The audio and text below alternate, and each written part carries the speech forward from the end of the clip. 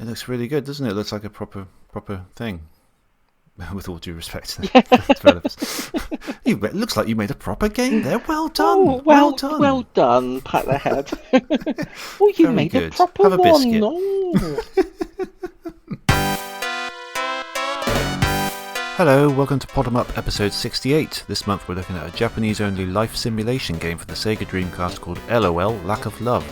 Just in case that doesn't interest you though, we're also reacting to the recent Switch 2 game announcements, plus Croc Remastered and an incoming indie to boot.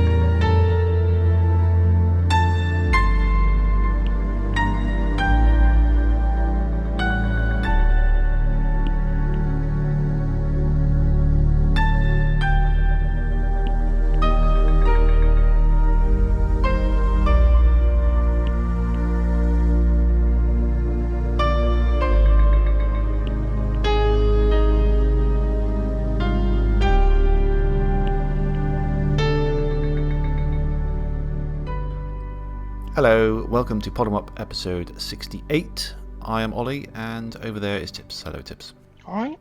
How are you doing? Doing well? Yeah, I'm okay. Good. I'm okay. I'm tired. I'm tired again. I'm starting to think we should rename this Tired 'em Up. Sleep 'em Up. Tired cast. Yeah. Yeah. Sleep 'em up. Sleep 'em The up. Sleep 'em Up snoozecast. I like it. Yeah, very good. Yeah. But other than that, yeah. I mean, I'm all right. Yeah. Do you have love, or do you have a lack of love? Would you say? I'm pretty much moderate amounts. Yeah, me too. Moderate amounts. Yeah. Well, one game that has a lack of love is Lack of Love on the Dreamcast, which we'll be talking about later on in the episode. Smooth. In the meantime, have you been playing anything that you want to talk about now? No. No, I have. I've been playing. I haven't been playing much. Again, it's busy season, busy bee season. Yes. But what I have played is Croc, Legend of the Gobbos. Oh yeah. How is it?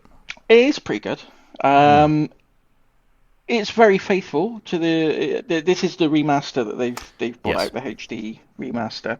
Not available on Steam for some reason. It's really? only on. Yeah, it's only on GOG. That's weird. Yeah. Oh, on GOG. Oh, sorry. I was going to say. Yeah. Okay. Yeah, GOG exclusive. So it took a little bit of wangle jangling to get it running on the Steam Deck, but yeah, I can imagine. Yeah. You know, but once it's up and running, it's very good. It's very good. It's the same game. It's the same game you remember playing. It's a classic Croc, but with just a nice new coat of paint. The controls are really nice as well. They got like you could always control it with the analog pad on the PlayStation, but for some reason I never really got to grips with it. But the analog movement on the remake is lovely. It's a much better way to play it. It had tank controls, didn't it, originally? Yeah. Is that right? Does it still have them there? It does if you use the D-pad, yeah. But with the analog thing, it's pure analog control, so it controls exactly like you would expect. Oh right. A 3D platformer to play. So like Mario or any 3D platformer. It's it was that the case with the analog stick on the DualShock on the original PlayStation, or was it still tank? I'd have to go back and check. I don't think it was. I think. I don't know. I just remember I never got to grips with it with the analog on the PlayStation version. I tried it a few times and I just always found it very difficult to control with the analog.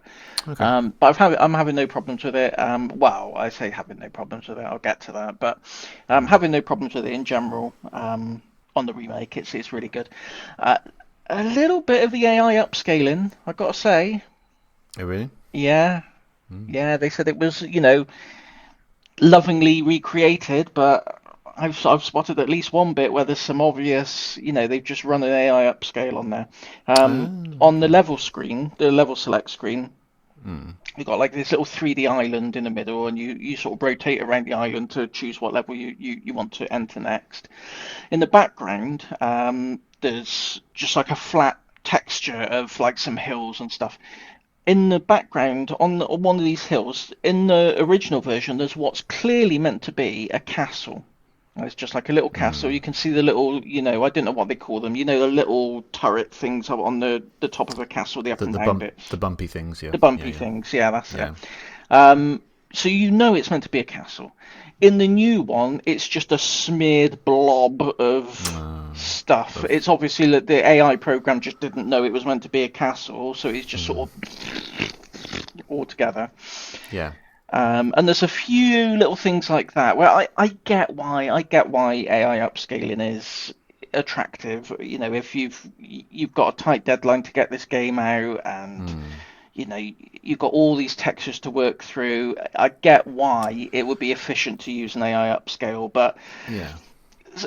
in situations where it's obvious what it was meant to be originally, and the AI version has just screwed it all up. It does, it takes away from the overall presentation a little bit, I think. Once you notice something like that, it's hard to unnotice it, isn't it? It is, and you notice there's a few other little bits and pieces around the game. Just the odd texture, and you think that doesn't look right. That doesn't look right. That's something. But on the whole, it does look lovely. There's nothing there that's really. It doesn't ruin the game. I wouldn't say it's a reason to avoid playing it. It's a great conversion. Yeah. Sure. It's probably a little bit too faithful in places. Because the aim of each level, you've got to find 6 of these little gobbos, these little brown furry blobs. They're hidden all around the level, and you've got to find to get 100% completion. You've got to find all 6 in each level. And some of the final gobbos on certain levels, it's really unfair. Like there's one of them. It's like that old the cup and ball game where you put a ball under one of the cups and you swivel the cups around. Yeah. And it's literally that. And if you don't keep track of it, then you don't get the gobbo. You don't get another chance to do it. You have to play that whole level again. Right. And to get this last gobbo is hidden behind a door that you need 5 coloured gems to unlock. So it's not even like you can just speed through the level to that bit. You've got to play the level properly to get all the gems to unlock the door. But the one that drove me absolutely spare was one that the last gobbo. To get it, there's like a little cauldron, and a crystal will materialize above it and fall down into the cauldron. And there's 3 positions it can be: middle, left, or right. And there's these little buttons you have to press to move the cauldron. And the idea is the crystal will fall, and you've got to move the cauldron to catch it. And you think, okay, well that's fair enough. The controls aren't really built for the precision jumping between buttons like that. So it's a bit of a faff to begin with. But it just goes on and on and on. And I think it's like 20 or 25 crystals you've got to catch. I was playing it, I was like, right, okay, I've done this bit, okay. It's got to be the next one. It's got to be the next. What? And I failed it so many times, and I had to go through the whole level again to get to that bit, and then I'd fail on like the 19th out of 20, or 24 out of 25 things. I was doing my nut. That might have been fine in 1998. That might have been what was the style at the time. I think it very much was. Yeah. It's very much not now, and it's not fun. Yeah, I mean, games these days are much better at valuing the time of the players, really. I think things like that. So, whereas back in the day, they didn't really think about that, did they? So I get, it would have been nice. I mean, it's great that there's a remaster at all, and that it plays as well as it does. So I'm not being, all entitled about it.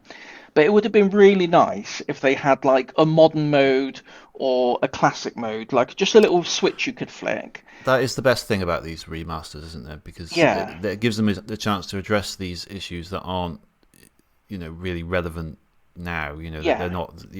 Things have changed, so they a good way of bringing them up to date. Yeah, So and that all would it have been would nice. Yeah. need is just a checkpoint before you go into the final room or something, and you could go, just go back to the checkpoint if you've enabled the modern mode, and if you like it the old way, just classic, and you get no checkpoints, and just little quality of life things like that, I think Exactly. Yeah. could It really doesn't have to be benefit. anything really complex, does it? Yeah. Just easy as just plonking an extra checkpoint in there. Yeah. Yeah, precisely. So there's a few little irritations like that, but on the whole, I'm really pleased with it. It's exactly what you would expect it to be, and I hope it does well because they have said if it does well, they are going to do Croc 2 as well. And I think they've already said they've got plans to do something with the Croc Game Boy and Game Boy Advance games. Oh wow. Okay. So it looks like they're really, giving it some good attention. And Yeah. I did order the physical version as well, which comes with like a resin statue of Croc. Oh, And very nice. yeah, Okay. so I don't know what I'm going to do with it, where I'm going to put it. I, Worry about that later. I'll cross It's that bridge fine. when the Croc arrives. I don't know when they're supposed to ship. I think they're still being produced, so I'll report back when that eventually turns up. Do and tell us where you put it as well. Yeah. Where you managed to find it. Yeah. That's Argonaut that made that. Yes, Wasn't it? yeah. It was, they're the people that made Star Fox. Star right? Fox, yeah, and I think they developed the Super FX chip as well. I believe. Yes, that's right. Yes, Yeah. yeah. There's lots of good. There's like a whole one of the new additions to the game that wasn't in the original. They've got a Crocopedia, which is a bunch of video interviews and design documents and stuff about the game, like all sort of like supplementary material. I haven't really dug into any of that yet, so I don't know what that contains, but there does seem to be quite a lot of video interviews with the guy, That's the nice. founder of Argonaut, and how the history of the Yeah. company and Croc and all sorts. So there's going to be some good stuff there to get into later on, but I haven't had a chance to look at that yet, so I can't really say whether it's good or not, but it probably is. Yeah, I was listening to a podcast with the guy behind it fairly recently. It did sound like quite an interesting sort of story with it, and they originally were hoping to put Yoshi as Croc, weren't they? Yeah, To go yeah, take yeah. it It was into Nintendo and originally make a. they pitched it to Nintendo as a Yoshi game, didn't they? Yes. And Nintendo said no, and then came out with Mario 64. Yes. Yeah. Yeah. All right. Cool. That sounds good. So I played that, but I haven't really had much time beyond that because I haven't even played. They got the new Cassette Beasts update as well. Yeah, I saw that. Yeah. And I've been excited for that, and I haven't even turned it on yet. So Okay. it's tight time limits. Yeah. Never mind. What about you? Well, funny you should say Cassette Beast because I have been playing that, although not the new stuff. Oh, cool. So I'm very slowly working my way, chipping away at it. Every sort of have a session a week on it or so. Last thing I did, I would say I'm about 3/4 of the way through. I think last thing I did, I attempted to beat the Archangel that lives on the sunken ship on the left-hand side of the map. He's sort of like the Shakespearean kind of guy. Yeah, I can't remember his name. Yeah, No, I can't something remember. Goodfellow. That's it. Yeah. Oh, Robin Goodfellow. yes, that's it. That's it. Yeah. Yeah, it's really annoying. I mean, I beat him, but I then lost my last bit of health on my last guy because he was burning me or something. So I defeated him, and then I lost my last bit of health, and that counts as a fail, which is just the most frustrating thing ever because I literally did it. It should just end right there. Right, you've done. You're fine. But yeah, that was really annoying. So I can't quite face him again yet. I might go and do something else next time I play it. But yeah, it's good. It's one of the games that I want to finish this year that I've already started, along with the Plucky Squire and Zelda Spirit Tracks. Yeah. And I haven't touched those since like October, I think. So this year I'm going to, try and finish those. I'd also like to finish Star Fox Adventures, which I'm aware I started 10 years ago, and I'm still technically working through. Like years go by without me playing it, but then I'll pick it up again.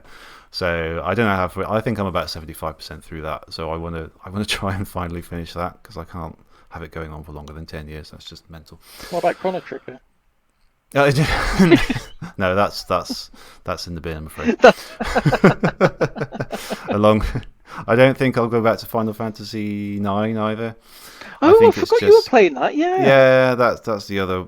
I think it's just been too long, and I don't think I can get back into it. But... Do you know what? I don't blame you with that, because it took me a few attempts to get through Final Fantasy 9 as well. It's one of those games. Yeah. It didn't grip me as much as 7. No. I must admit, the story wise and everything. I didn't, I didn't mind it. I didn't hate the characters or anything, but it's just it wasn't making me keep coming back to it every night. So. No, it does meander a bit towards the sort of second half of the game, and I think Final Fantasy VII set such a high standard, because I was gripped with that from start to finish. Yeah, me too. But I can't really compete with that. So yeah, I don't blame you on that one. No. Other than that, I've been just having a little relaxing session with a couple of new platformers, just like simple 2D sprite-based ones. One of them is called Bzzd, which is BZZT. BZZZT, excuse me. Get it right. You're a little tiny little robot, and it's just very short, very addictive little levels. Just some really nice, simple platforming. Good fun. I'd recommend it. And the other one is called Beard Blade. This is a 16-bit style platformer where you're basically a guy with a beard that transforms, and it can, as you're like attacking things, you hit things with your beard, and it turns into like a sword and a hammer and stuff like that as you strike them, which is quite a nice little gimmick, really. You can also spin it around to float, and you can grab like horizontal bars and pull yourself up using the beard. Just a nice little game, really. I was on a level that had quite a challenging sort of boss chase sequence, and I got a bit fed up with it, and I put it down. And then when I picked up the level again last night, I somehow found my way through a completely different route, and just avoided it completely, and then it was much easier, and I got through the end, and I could go to the next level. And it just strikes me that there's not enough like alternate routes these days in platforms like that, platformers. Like missing out a whole boss like that, and just coming on a whole different way that you didn't even realise you were taking. It's just there's a little bit too much linearity, I think, with platform games these days. Yeah. That just struck me, really. But apart from that, I haven't really been playing anything else. Let's head on to the news, shall we? News. Yeah, I mean, we should talk about the Switch too, really, shouldn't we? I suppose we should, really. Yes. So, what's your feelings on it? It's good, but the price of these games is eye-watering, isn't it? My thoughts exactly. Yeah. We sung the praises of Nintendo. We said they were the hope for this generation. Yes. Why did you make us a liar? Why did you turn us into liars? Why did you turn our podcast into a house of lies? Yeah. Nintendo. So the two big games that they talked about was Mario Kart World and Donkey Kong Bonanza, I would say, the two big ones. So they both look really cool, actually. They both look really good. I mean, and that's to be fair, in price issues aside, that's one presentation with two games, and that is two promising games, which is more than we've seen from Xbox Series X and PS5 Absolutely. in 4 years. Yes. Between them, they've managed to come up with one game that is worth looking at. Yeah. So, and Nintendo have doubled that with one single presentation. So yeah, that's, before it's even hit the shelves yet, and it's already... When you look at it that way, they are winning. It's already got 100% more games. Yes. Which is just completely nuts. But yeah, anyway, I do really like the look of Mario Kart World. I think by the look of it, especially with this sort of open exploration element to it, with like little missions and things, they're finally putting more emphasis on the single player aspect, which I've always thought Mario Kart could do with more of. And I just like jumping around on the little parkour things, like grinding along the rails and things like that. It just looks like a really fun experience, actually. Yeah. I think they've done another presentation since, which I haven't watched. I'm only basing this on the premiere presentation they did. Yeah. But it kind of made me think of Forza Horizon. in a way, Yes, where you've got it's that big basically open Mario world. Horizon, isn't it? Yeah, and I thought that's a really good idea. Yeah. Mixing Mario Kart with that kind of, objectives all over the place. You can, you free roam wherever you want to go, and you could just Mm.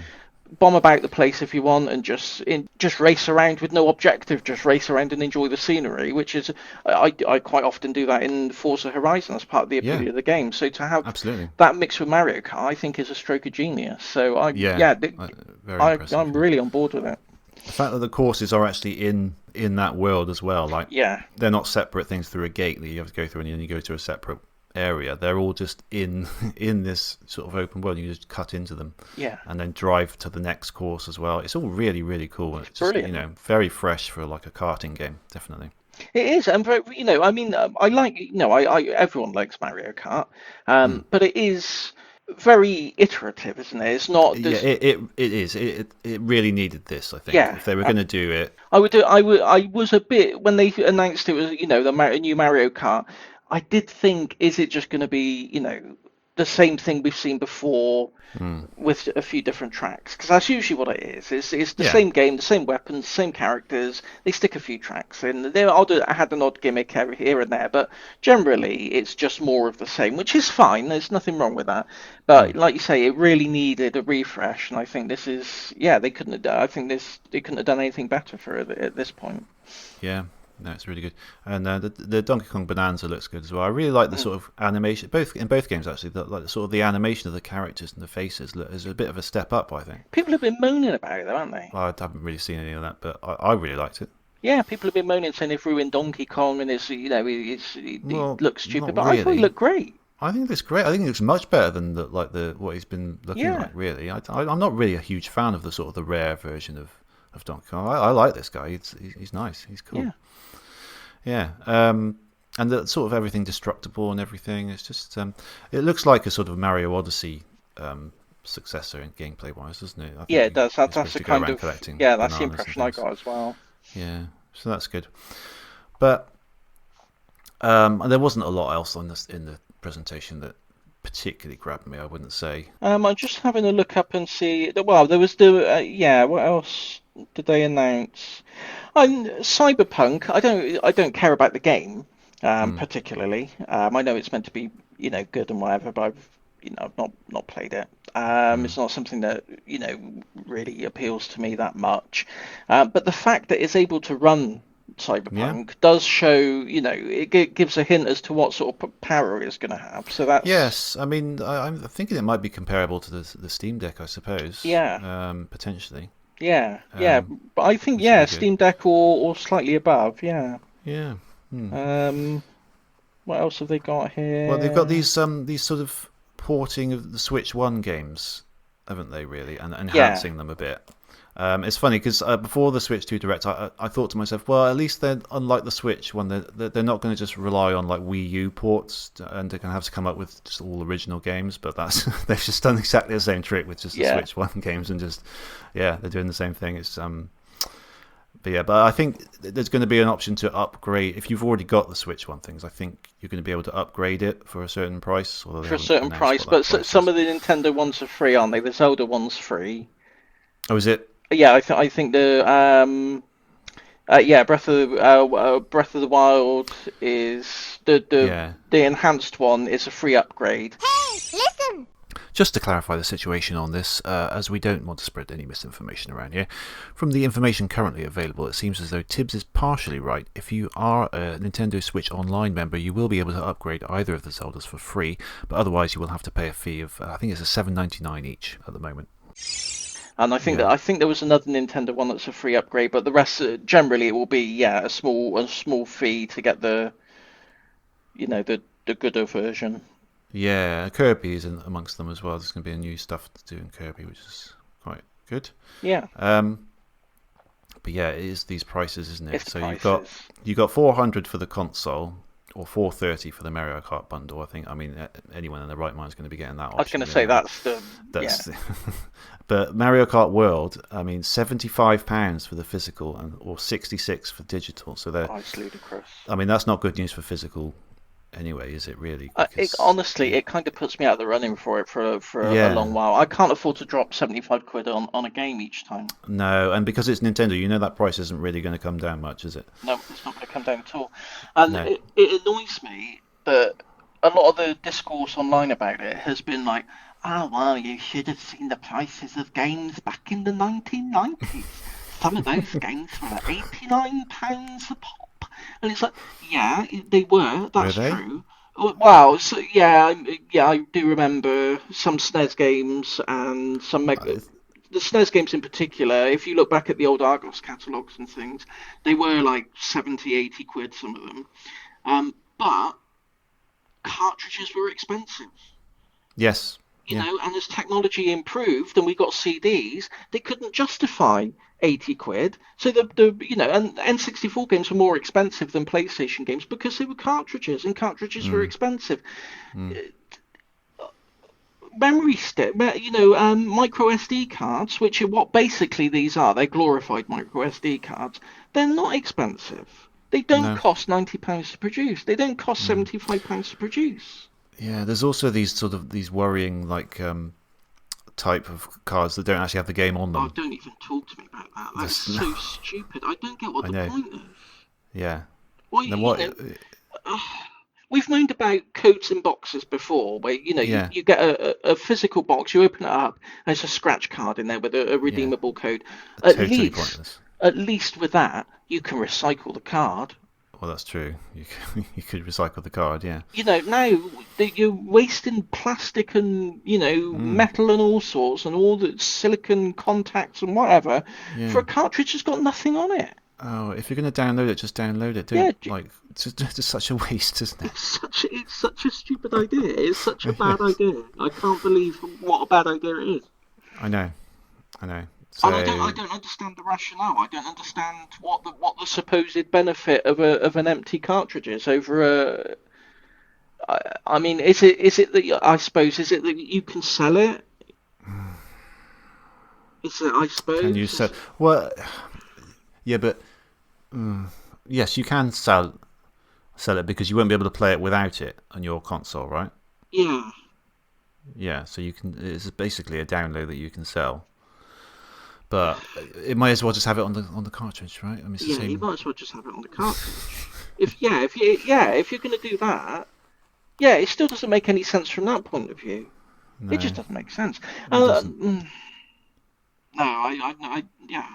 Presumably, it's slightly cheaper to make those than it is the cartridge that holds the data because you need less space on it. But Yeah. I mean, it can't be that much, can it? Really? And some of the big games, like the Street Fighter 6 is coming out on one of those cartridges. Oh, it's shocking. And the new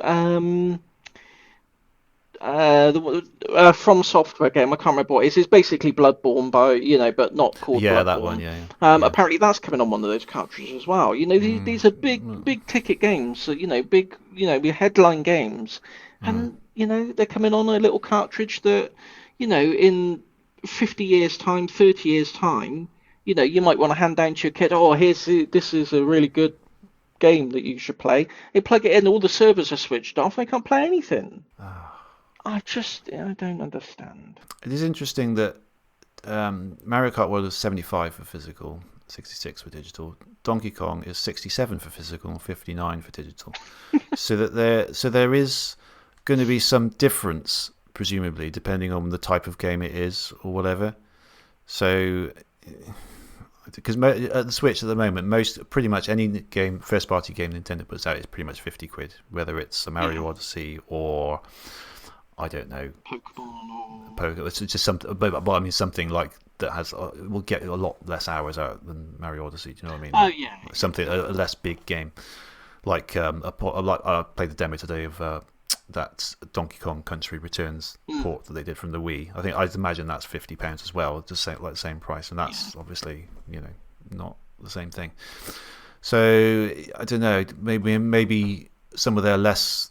The games that cost them less to make, they might sell for less. I don't know, but the thing is, I know games are expensive to make. That is true. But there's economies of scale. And when you're Nintendo, and you're one of the biggest companies in the world, you could spend no expense on the development. You're going to recoup your development costs in days. Whatever Mario game you release, they could sell it for a fiver, Oh, and exactly. within a week they would have recouped their development costs. Yeah, and they should have done that to make it more appealing for people to buy. Because, the Switch 2 is, it's not a completely different beast to the Switch. It's really like, it's an evolution. Yeah. I want to make sure that I said the right one this time. So they need to really sell it to people and say, no, you've got to upgrade. This is the next good thing, and you want to get on board. Yeah. And not every Switch owner will do that straight away. So you need to give them reasons and give them incentives, and by keeping costs low, you can do that. Yeah. So And especially a good. It's a cliche to say that Nintendo is a kids console, but a big portion of Nintendo's audience are children, because it's a very family-friendly console. Lots of family-friendly titles. There are a lot of kids who have Nintendos. It's just going to lead to so much disappointment when kids are going to be asking for these games, and the parents just aren't going to be able to afford it. Yeah, I wouldn't, that's right.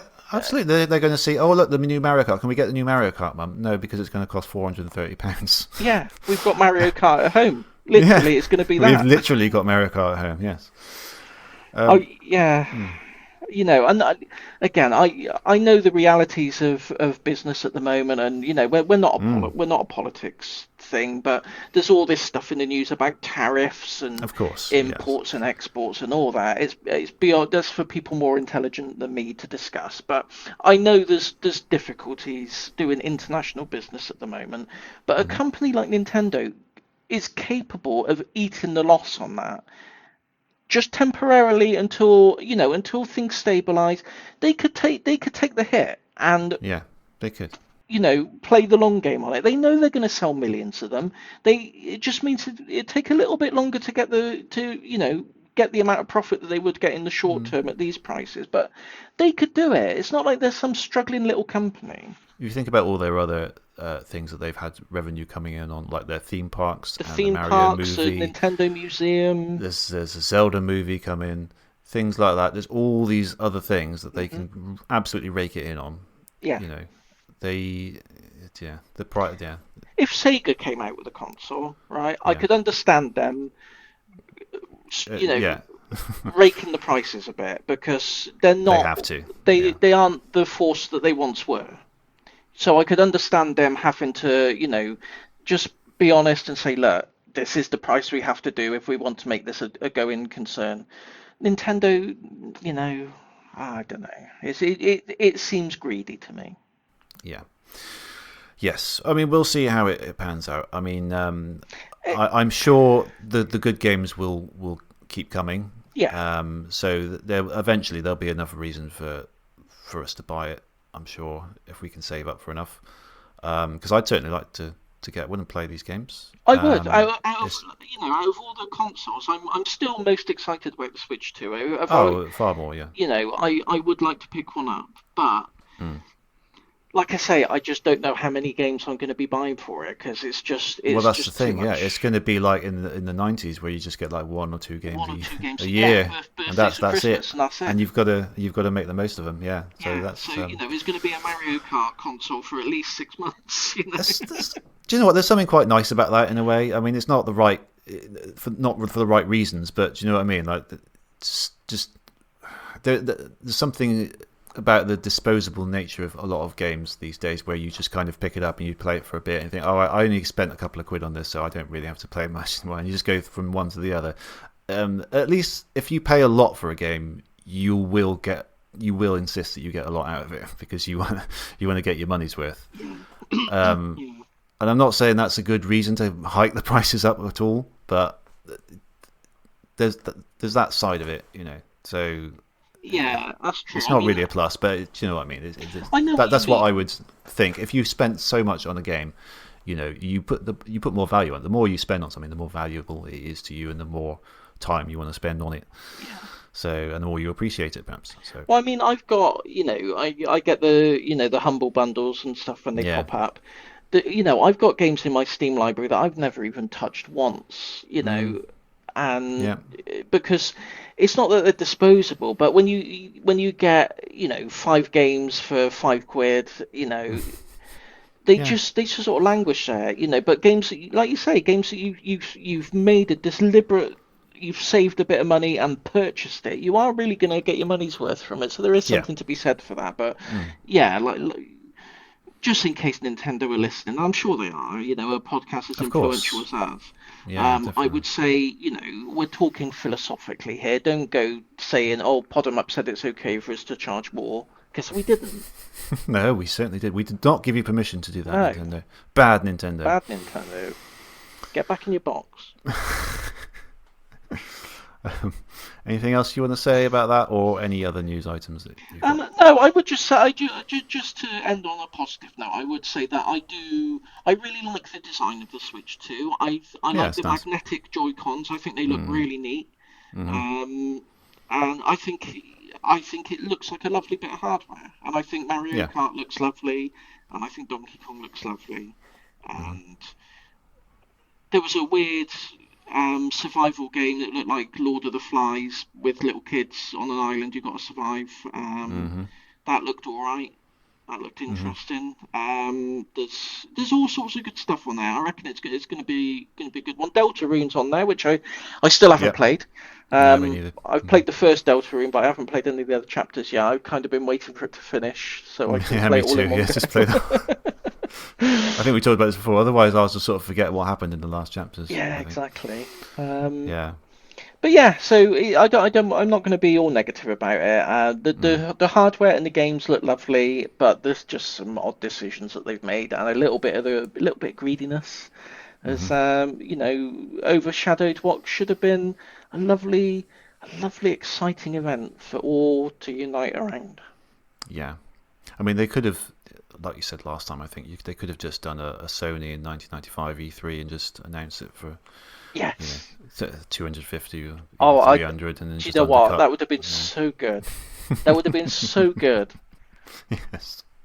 Oh, one more thing.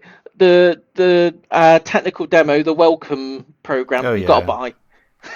You've got to buy it, yeah. You've got to buy it. Yeah. I mean, come on. They could have just slap it on there as a default thing and just give someone something to do. Anyone who's bought the console on their own without Mario Kart, they got to have something to do. Yeah, exactly. If all the Mario Kart things have sold out and you've just got the console, you can't even play the tutorial without paying extra. I mean, even Sony gave you that Astrobots Playroom for free, didn't they? Astrobots PS5? Playroom. Going back to the PS1, the dinosaur and the manta ray technical demos on the disc. Absolutely, a Steam default Deck thing with the Aperture desk job. A default thing is lovely to have. Just gives you something to do if you didn't get any games with it. Yeah. Oh, Chibi Robo's going to be on it though, isn't they? On the Switch Online. Oh yeah, the GameCube games. Yeah, I forgot about that. Yeah. Games. Yeah, so that's good. Yeah, that's good. A load of GameCube games. Yeah, the got the Wind Waker on there. Yeah. Although they're not the nice Wii U version, just the original. But that was an odd choice as well. Actually, it is an odd choice. Yeah. There we go. Yeah. Mm-hmm. But yeah, that's Switch 2 in a nutshell. There we go. Your complete guide to Switch 2. I thought that was quite comprehensive, actually. Yeah, I think we covered everything you need to know there.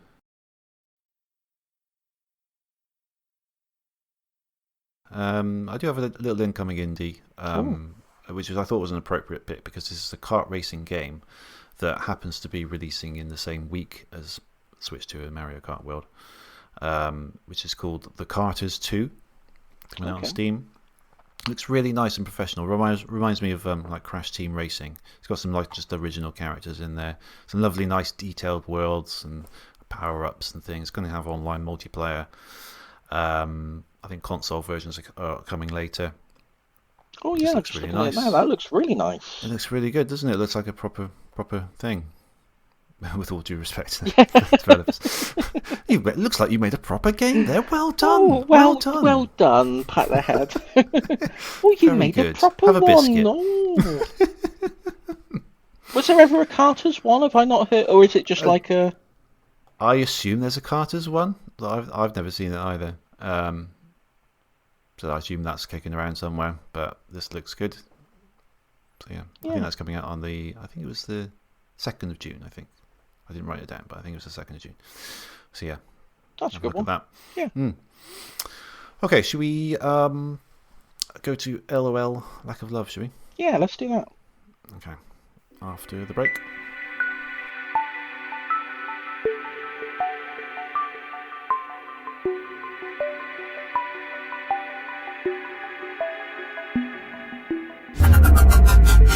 The Video Game Book Club.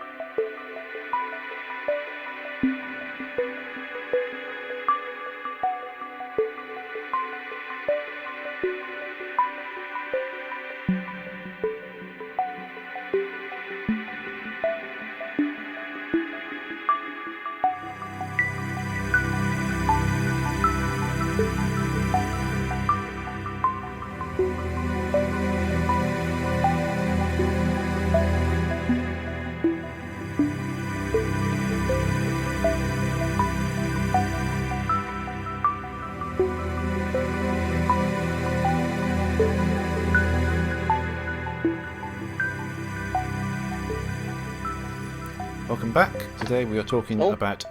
Are you alright there? Oh, hang on. What's happened? I've dropped.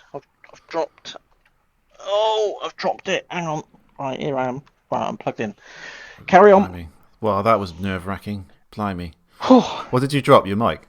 No, I'm sat on like what do you call a sofa, but it's broken. I've nailed a bit of the springs are broken, so I've nailed a board underneath. Long story. Okay. Anyway, Right, fair enough. but I had some remote controls. I moved my arm. Wham! Remote controls on the floor. Batteries bounced out. I hate that. It's a scene of chaos. And then they just chaos. wander off underneath the sofa wherever the hell they like to go, don't they? Yeah, terrible state of affairs. But I'm back. So here we go. Okay, cool.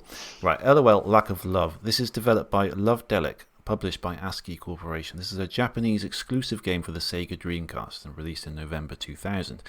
It's never been ported and as such commands high prices for an original copy due to its status as an obscure game. I saw one for about £70 on eBay. Yeah. The rest are all north of 100 though, so that's possibly a more normal price. Some of them vastly inflated by the look of it. I don't know, but you're going to spend a lot on it. I would exercise caution.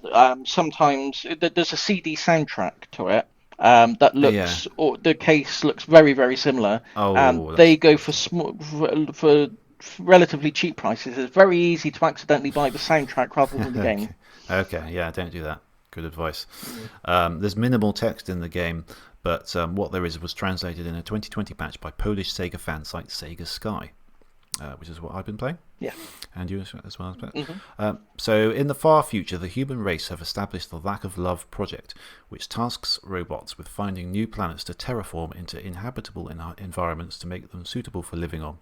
The pre-rendered intro to the game shows us one such robot called Halami, who lands on a promising-looking planet and proceeds to empty his ship of hundreds of machines that begin their work excavating and colonizing. So this is an evolutionary life simulation game. You play as a native life form of the planet, starting out as a tiny egg in a pond, and throughout the game you're able to evolve into different forms by completing certain tasks. What did you think in general?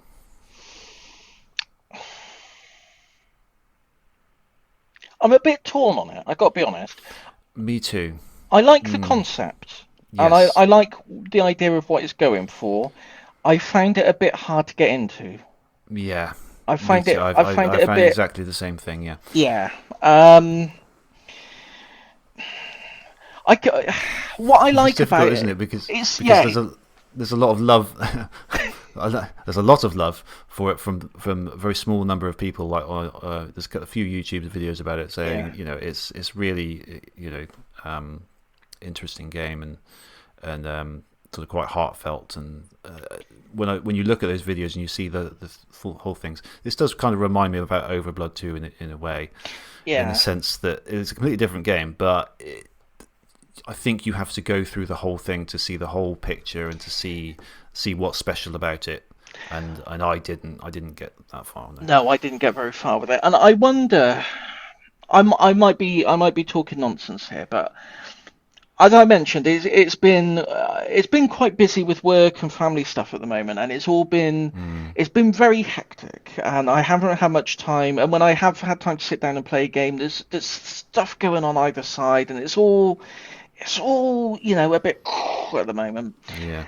This strikes me as a very meditative game, and I think I think if I was in a different mindset, I think if things were really sailing on the calm and it was all, I could just take my time and I knew I could just sit down and really absorb myself in the game, I might get more out of it. But I think because everything's so hectic, I just kind of I don't know how, I'm not in the mindset to just explore the game the way it wants to be explored. Does that make sense? I think it's kind of like yes, completely. Yeah.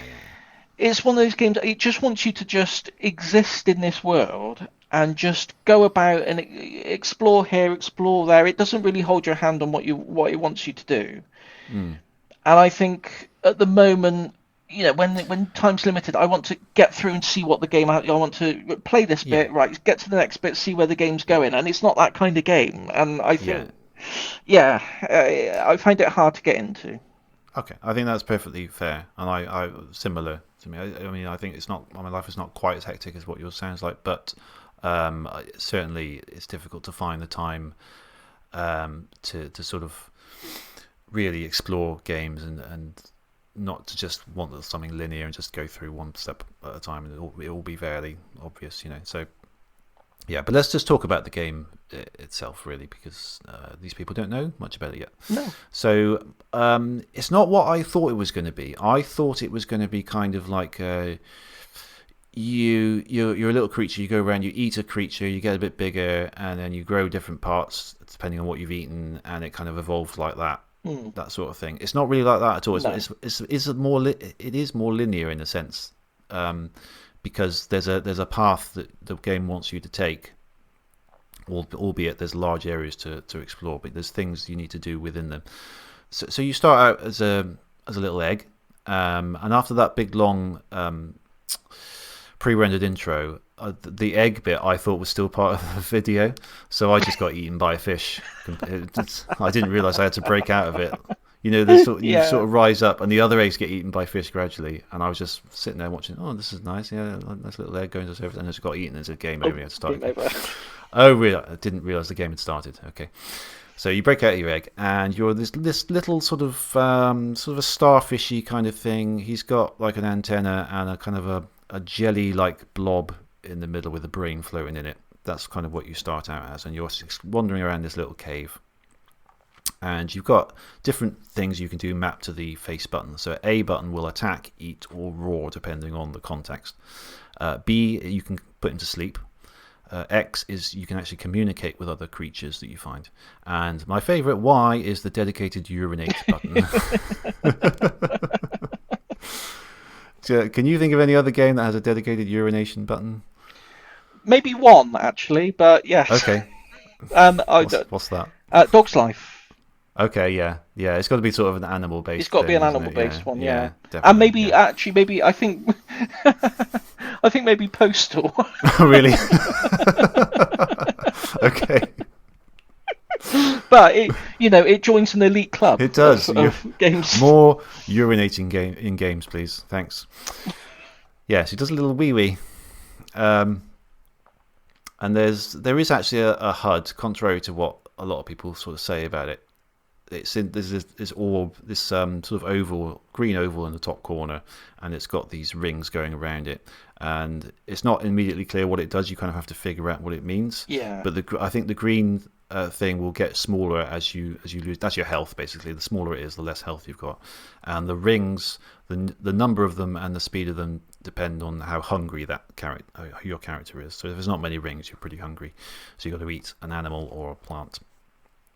And there's loads of other little weird and crazy creatures running around. And as I say, you're in this cave. It's quite dank and dark. The whole sort of game has quite a sort of muted colour palette, I would say. It's very sort of grey and brown, and it's not visually bright and grabs you, but it's it's supposed to be an alien world. It's supposed to be a bit weird, and there's certainly a lot of like weird alien stuff going on. And if it was all lush and green, it wouldn't really need terraforming in the first place. Yeah. That's true. Yeah, you've got to work with what you've given, I suppose, haven't you? But it's top down, so all the characters, all the creatures are 3D polygonal, but they're against pre-rendered backgrounds, 2D. So that allowed them to get a bit more detail of the environments, I suppose. And the idea really, there's a series of levels, and they're all sort of large areas to explore. In order to progress to the next levels, and sometimes to evolve into new forms, you need to achieve certain tasks that if you can find in the pause menu. If you pause the game, it'll show you a few different creatures, and if you've met them, it'll show a little tiny bit of text underneath as well, which is a hint as to what you need to do with these creatures.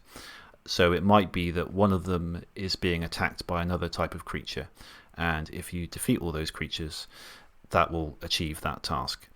And then once you've done that, the creature that's being attacked will give you like this glowing orb thing. If you get a certain number of glowing orbs, then you can evolve into the next form by finding these crystals that are located somewhere in the map, and you go to this crystal spot, and then you can turn into an egg and you evolve into the next form. And that's kind of the gameplay loop. That's basically it, yeah. Yeah, but I did find some of these challenges quite obtuse and arbitrary a little bit. Yeah. So I kind of get, overall, I get what they're going for, because I was, as I say, initially I thought I'm going to go around and eat everything and just become this sort of, apex predator. It's not really about that. It's about communicating with the other life forms and helping them and finding out what they need. I did like that philosophy. It's nice, actually. I like the idea of it. I remember, like, when I first heard about this, I think it was on the web series Consolvania. I think it was Consolvania. I saw that. That's a video. One of the videos I saw about it. Yeah, I love Consolvania. We could talk all day about that. It's such a good show. But I think it was there that they mentioned there isn't really a language barrier, and I think without the hints, you just wouldn't have a clue what to do. No, although the hints can be pretty obscure anyway. I mean, a lot of these I did have to look up on the game FAQs because it was just doing my head in, not being able to figure out what I was supposed to do, because some of them are quite specific things that don't really make a lot of sense. Yeah. To me. I'll give you an example. In one of the levels, you have to go to this sort of riverside area, and if you fall asleep at that spot, a fish creature will sort of come up to you. And I thought, oh, that's it. I'll get the orb from him. He just needs me to be asleep because he's a bit shy. He doesn't want to, whatever. But no, you actually, in order to get the orb off of him, you have to communicate with him while you're asleep, which isn't a function that the game makes clear even exists. Because if you press the communicate button while you're sleeping, nothing happens. You don't get a sound. You don't get a visual cue. Absolutely nothing. So how anyone is supposed to know that that's what they're supposed to do at that point is beyond me. I couldn't, and there's quite a few like that. There's another one where, in a later level, where you've got to climb these rocks, and blocking your way is this sort of flying dinosaur type creature. And he's asleep and he won't move out of the way. In order to get him to move, you have to go to another rock in the middle of the place, which isn't really even close to it. I think you might have to do a wee on it and then sleep. And then for some reason that will then trigger him to move. I think there's some sort of. I think that it involves other animals coming in, and the dinosaur thing chases them off. But how are you supposed to know that? I mean, it doesn't. It's a bit like point and click games, I mean, what are you supposed to do? I mean, that's what I think. I think the intention of the game is. I think it wants you to just bobble about in the world, Yes, just it wobble does. about, and go from place to place, and just do Just random things gradually until try something everything until happens. something. Yeah, Yeah, that's right. and I think. if you've Yeah, got I time agree. to do that, and you if you're just relaxing with it, and you're just taking in the ambience and the nice little sound effects, and enjoying just going about and interacting with the little creatures, and you could probably have a really good time with it. But if you've got to be in the right frame of mind for that sort of game, I think. And like you say, some of the objectives are so obtuse. If you were just going to stumble across it yourself, it would just take hours and hours, or just random luck. It's not something you can intuit what it wants you to do. Yeah, this was my main problem with the game. I mean, I like the general idea of it. I think if they just made those things a little bit more logical and Yeah, somehow just I know you sort of got limited things that you can either talk to them, attack them, or wee on them or something. So there's only so many things you can do, but I still think there could have been ways for them to work out how to signpost those yeah, things a little bit better. It is difficult because you're in an alien world. No one's actually speaking any languages. Any actions they're doing aren't really very clear because they're just like a little beetle thing, and you can't figure out if they're pointing to something or sometimes you. I mean, I think that's part of it, I suppose, just to try and figure it out. I think that is just to spend time there and to figure out what these animals are trying to do. And there was to be fair, there were certain tasks where that did all kind of work, and I was able to work out that these bugs don't like the rain, so you have to hit these plant things to make an umbrella over them and protect them from the rain. That was quite nice. There are a few things like that, and there were moments where I was sort of getting it, but the more frustrating ones kind of put me off it a bit, I think, yeah. which is a shame It because is I think there is a good game under here. People definitely. who like it obviously agree, and I think, to be fair, if you persevere and you carry on more into the levels, you probably will find that it looks like it gets a lot more interesting. I know that once you get to a certain point, this robot crops up again, and have you looked ahead at like some of the videos that people have done where they talk about what happens later on in the game? Yeah, a little bit. Yeah, so it loops back to this robot thing, and his sort of forms a relationship with your character and starts doing tests and stuff. And there's things there that will pull up the heartstrings a little bit by the look of it. So I think if you persevere and if you go through it and you just sort of give it the time and give it attention and you just try and mess around and explore, I think you probably will get something out of it. But we didn't on this occasion, unfortunately. Not on this occasion. Just for the realities of playing games when we've got stuff going on in real life, really, which is a shame. I appreciate what it was going for, and I appreciate the Yeah, message it's going for. it is difficult to give a game a hard time just because of just because we're not able to Yeah, do it. So I don't want to give that impression like we're slating it just because we weren't able to give it our full attention or whatever. But no. I think, I mean, as an example, I mean, I know you love Shenmue. yeah, If I was going to play, because I've tried playing Shenmue before, mm, and I found that difficult to get into for much the same reason at the time. That just because of the whole, like, to get the most of it, you have to really immerse yourself in that world, yes, you and do. Yes, get yes, used to yes. the time passing, and you go Mm, home and go back and go home at the end of the day and go back. yeah, You totally. know, I would if you pick Shenmue as your next game. I hope you're not going to pick Shenmue as I'm your not going to next pick game. Shenmue as my next game, no, don't If you were going to pick it, I would probably have a similar complaint. It doesn't matter how good the game is, I wouldn't really be able to yeah, meet it where it needs to be met at this no, at the moment. So yeah, it's exactly, not an exactly. aspersion on the game really, as such. It's just I can't get into it at the moment. No, it's the same thing I have with point and clicks that I've Yeah, said last year on a couple that we yeah, did. It's not the right time in my life for point and clicks. So you have to yeah. ask me again when I'm retired or something. And I think this is another retirement game. This is a game where you need to Yes. just do if you've got all afternoon to just sit, and it doesn't matter if you don't make much progress because you've got the tomorrow as well to do it. That sort of game. Wouldn't it be great if, like, in the future, when you go to get your pension, like when you're retired, you go to and your state pension includes like one retirement game each month for games that Oh, you that would be you wouldn't lovely. you wouldn't have had time to play when you were Yeah, in the working world. yeah, They just give you, you get your state pension and you get a copy of Lack of Love. yeah. That'd be lovely. That'd be good, wouldn't it? That would be really really good. I'd love that. Yeah, because by the time our generation gets to retirement, a lot of them will still be playing games because that's just what Yeah. our generation does. So it'd be nice. It's not going to happen, but it'd be nice. No. No. Yes.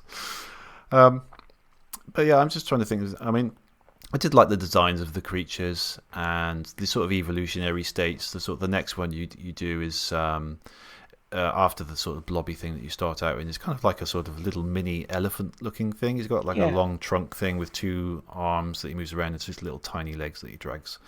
And then you see sort of various states of dog-like creature after that, by the look of it, I think. So it's quite nice. It's quite nice little simple designs. The other ones that you see, they're quite weird and bizarre looking, but a lot of them are sort of bug-like, sort of long, thin legs. Some of them. There's a really terrifying giant wasp that tries to. Did you see those guys? Yeah. Yeah, you see the shadow hovering. I don't know how you avoid them once that shadow comes over. I don't know how you're supposed to avoid it because they seem to just attack you. So it was quite. When I started it, I was kind of like not sure what to, what sort of things I was. It's quite a sort of scary world that you're born into. You hear all these weird sounds going on. There's not much music in the game. It's all kind of like animal noises and things. And you get close, and there's this sort of crazy sort of animal screaming, I guess, kind of starts up, and you think, oh Christ, what is coming up? It's going to be something large and it's going to eat me. But you sort of soon find that it's not really that sort of type of game. It's not like everything's going to kill you immediately, type of thing. Some things will attack you, but you've got a fairly generous health bar. Yeah. I rarely felt like I was in danger of getting a game over, really. No. It's a more sort of peaceful kind of thing. And there is a sort of message underneath it, I think. Like the whole lack of love thing, I think, is like, here's a little planet that's, doing its own thing, and all the animals are communicating with each other, and then, the humans come in and rip everything down. I think that's kind of the message, isn't it? Really. So I think so. Yeah. It's the lack of love is, from us. Yeah. Yeah. The world needs more love, and we've got a lack of it. Yeah. Yeah, so there's something there. There's definitely something there if you can give it the time, I think, is the fairest thing we can say about this game. But Yeah. so yeah, if it sounds like, and it is an interesting game, you don't see many things like this, and kudos to the team for doing something a bit more experimental and a bit sort of heartfelt rather than just another shoot 'em up or whatever. Not that there's anything wrong with that, but it's just nice to have something. Yeah. Something Just unique. something a bit. Yeah. Yeah, you can kind of see why it was never ported, or sort of never released here or in the US. Oh, for sure. I don't think. Yeah, it would not, especially around the time when the Dreamcast was competing with the PS2 and the GameCube, Yeah. and well, mainly the PS2. Yeah, this would have gone down like a cup of cold soup. Yes, but it is Dreamcast. It is quite Dreamcast in that spirit. Oh, sort of very, doing yeah. its own thing. So yeah, I appreciate that. It's good. I think the Dreamcast, the Dreamcast and the Saturn, I think were very different consoles in Japan than they were in the West. Yeah, definitely. Yeah, there's a lot things more a experimental lot stuff more like this. experimentation and quirky titles and just really madcap stuff. But yeah, it wouldn't have flown over here. It's a shame. But there you Yeah, go. but yeah, I mean, it might be worth a try. Just if you've got a bit of time on your hands and you don't mind, just doing something with where you just have a little poke around and see what it's like. I mean, you can go and get the version with the patch in it. That was easy enough to find. So, whack it in an emulator. You're good to go, really. Yeah. You could buy a copy, and it'd probably be, if you're a bit shifty about it, and you keep your eyes open for eBay auctions, you could probably get one for cheaper than a Nintendo Switch game. Well, that's true. Yeah, if you're agile enough, yeah, you might just be able to, yeah, undercut a Switch 2 game. Yeah. Okay, so should we talk about the next game Yeah, that we're going to do next week? what's next So on the list? something altogether sort of lighter, breezier, and I think you'll enjoy it. This is a very popular game released recently called Thank Goodness You're Here. Oh, You've probably seen it. It's I've basically a British comedy sitcom in game form. I've seen it, Yeah, and I didn't buy it because I know exactly the game you mean, yeah. and I was in two minds. I thought this is either going to be right up my street or this is going to be something I really don't like, Okay. and I'm not sure. And I was so on the fence about it.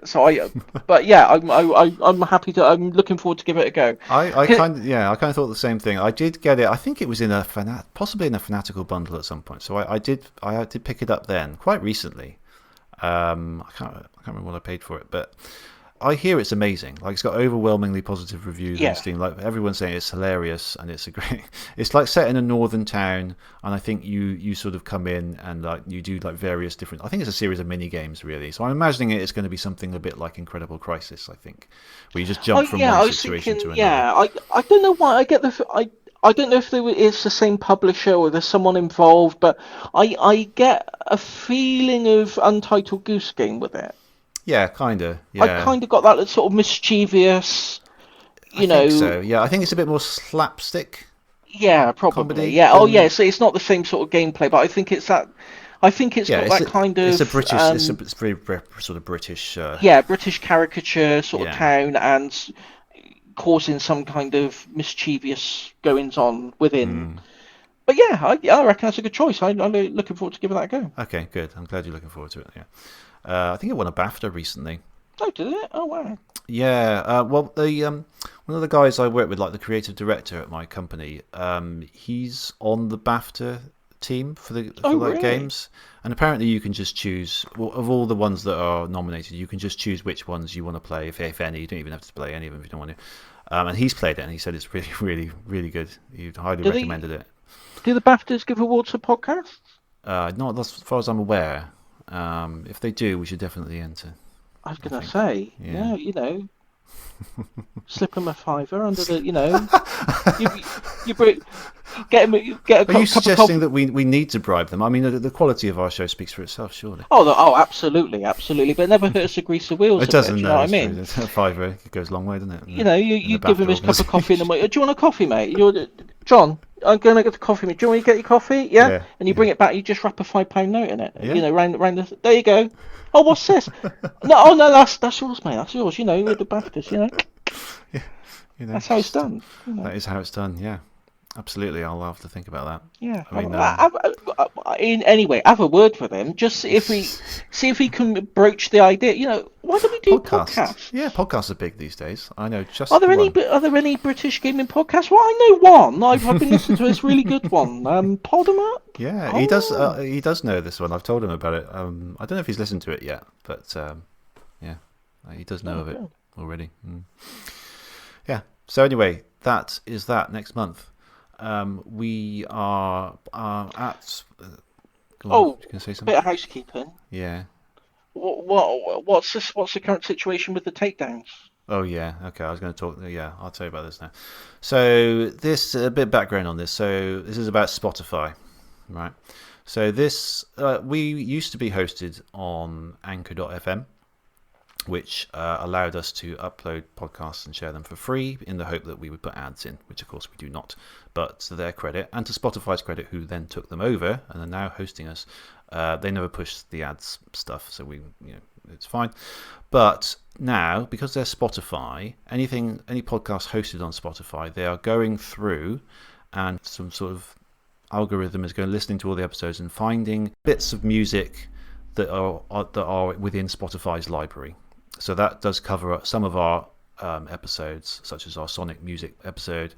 Things like Undertale is in there. So it's picked out 10 of our episodes that contain music that is possibly copyright infringing. Well, I mean, it is technically. But so they've flagged these up to us and given us three options. I think it was either go and edit them out, or say that you've got a license for this, which we don't, obviously, or say that we are allowed to do this because we are including it in the context of a review or parody or criticism, etc. Now, what I've done is chosen that last option. As we've discussed, it's probably wouldn't hold up under much scrutiny, to be honest, because there's certain criteria that you sort of looked up, and it probably doesn't come under it. But this happened a few weeks ago, and I haven't heard anything about it since. So whether they are, because I think this is a thing that they've done recently to a lot of podcasts. I think, because I did see a couple of people tweet this and post this, saying that their podcasts are also under this sort of thing. So I think it's an initiative that they've launched recently, that they're going through all the podcasts. So I think I'm just going to try and bat it away as much as possible and see what happens. If it comes to the point where they say, no, you've got to take these out, I feel very strongly about including music in our show. Because I love game music, and I want to share it with people. And we're an audio medium, so we want to tell you as much about the game that we're talking about as possible. And especially if it's a game where we say, "Oh, the music's so great! Exactly. I really love this music," and then it's like, "But you're not listening to any of it." No, I want to be able to share this amazing music. Like there's been some, we've covered some great games, and I've loved putting the music in things like Banjo-Kazooie. Even things like the wrestling special. I love putting those wrestler theme tunes in, which is also the thing they've flagged up as well. So I just love it. Makes part of the atmosphere. I love it. It's great, and I want to carry on doing it. So if it comes to the point where Spotify have a problem with us doing that, I say let's move from Spotify and figure out some sort of situation. I mean, I'm happy to host the episodes on my Zone Zero server and just see what happens. Really, that's kind of my view. But for now, all the episodes, because one of the things we discussed was potentially, because the episodes were still up on YouTube, weren't they? So we were gonna, the musical episodes would still be available there, but maybe not on the. But at the moment, they're all still available as before, are they? Everything's still as it was on Spotify. I haven't changed anything. Yeah. So you're still able to get all these episodes.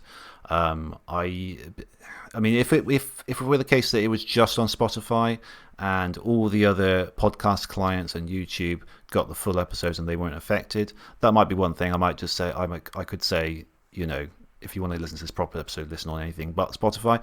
But because we're hosted on Spotify, that's where all our episodes are stored. So if you're listening to this on a podcast client on your app, that's where they're coming from. So it wouldn't be, if we took them down from Spotify, they would only then be available on YouTube. So I don't want to do that. I don't want to force everyone to have to listen to us just on YouTube. So we'll see what happens. I mean, I suspect that it's just a box ticking exercise to try and limit the amount of copyright infringement going on in general. And if we sort of bat them away, there's a chance they'll just let us carry on as normal until one of these companies actually complains and saying, these guys are using our music, please take them down. I mean, when you look at YouTube,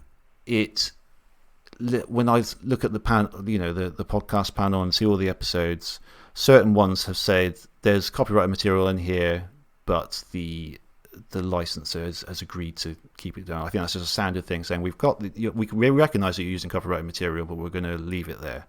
So I think this is kind of Spotify's equivalent of doing that in a bit more of a proactive way. I think one of the, especially for someone like Spotify, I think one of the driving sort of factors for these things is whether it's a competitive thing, like whether if you're including copyrighted music on your show, that people could listen to your podcast and then instead of buying the song or instead of buying a CD, that's what gets people.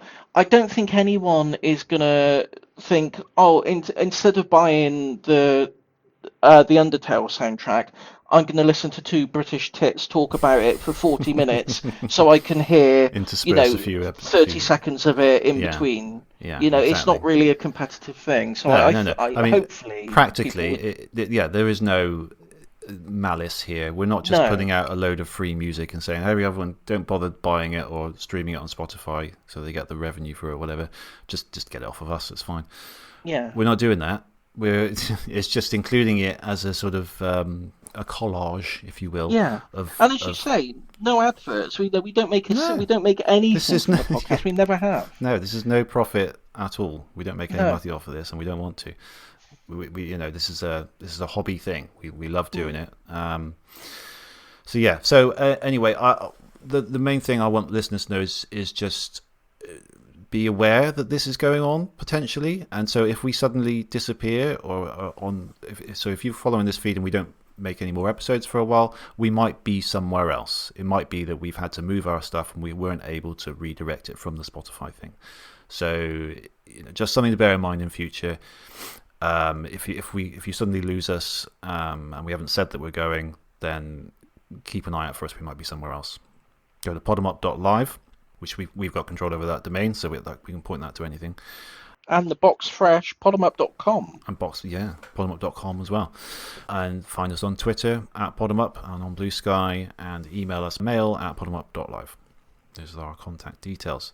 And yeah, get in touch with us in general. Please do. We'd like to hear from you. Please. Yeah, so that's all, I think. Unless you've got anything else to talk about?